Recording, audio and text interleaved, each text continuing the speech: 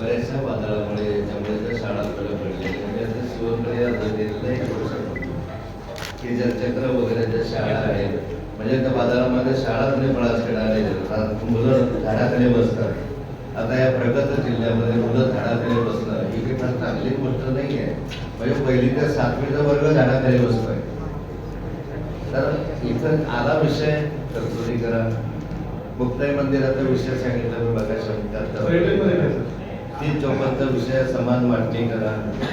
Police प्रशासन गतिमान प्रशासन म्हणत आहे तर किमान आमदारांनी पत्र दिल्यानंतर आमदारांच्या पत्रानं उत्तर यावी तशी अपेक्षा सरकारची असते. सरकारच्या तसे आदेश आहे की आमदारांनी VIP पत्र तुम्हाला दिलं, ज्याही डिपार्टमेंटला पत्र दिलं त्या डिपार्टमेंटकडून त्याचं काय झालं या संदर्भामध्ये उत्तर त्याला दिलं तर पुढे पण संघर्ष होत नाही. नाही तर आमचे उत्तर म्हणजे वाजवटेच ठरतात. पत्र दिलं म्हणजे वाजवटं पत्र आहे, त्याचं काही काय झालंय आम्हाला माहीतच नसतं. मग मी काय करतोय, तुमच्याकडनं उत्तर आलं नाही की दर 1 दिवसाआड तुम्हाला रिमाइंडर देतो. रिमाइंडर 1 रिमाइंडर 2 रिमाइंडर 25 रिमाइंडर झाले तरी उत्तर आलं नाही. वर्षभरामध्ये 25 रिमाइंडर दिले तरी जर उत्तर येत असेल तर गतिमान प्रशासन कटलं तुमचं. कशासाठी तरतुदी करत राहता या सगळ्यात? एक साधा विषय एक गोळीमध्ये का होईना पण तुम्ही लिहून घ्यावं अशी आमची अपेक्षा आहे.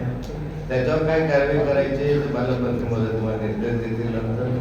पण ते एकत्र आलं तर बरोबर इतके विषय कशाला? सर 10 मिनिटमध्ये सर बजेटमध्ये ज्यावेळेस सर बजेटमध्ये वाढ करावी सर बजेटमध्ये पण सर एक एकत्रित सादरीकरण होतं त्याच्यानंतर सगळ्यांचे मुद्दे त्या पॅटर्नमध्ये आपल्याला काही बजेट सादर केलंय थोडासा किंचित मला आहे सर इसलिए म्हणतो सर की ओव्हरऑल आम्ही सगळ्या अधिकाऱ्यांना बसवतो. सगळ्या अधिकाऱ्यांना बजेट असतं हेडवाईज आम्ही चर्चा प्रत्येक हेडनुसार चर्चा. बजेट माझा थोडासा अनुभव आहे, फार काळ नसेल पण अर्थमंत्री म्हणून मी काही काळ राहिलेलं 2-3 वर्ष.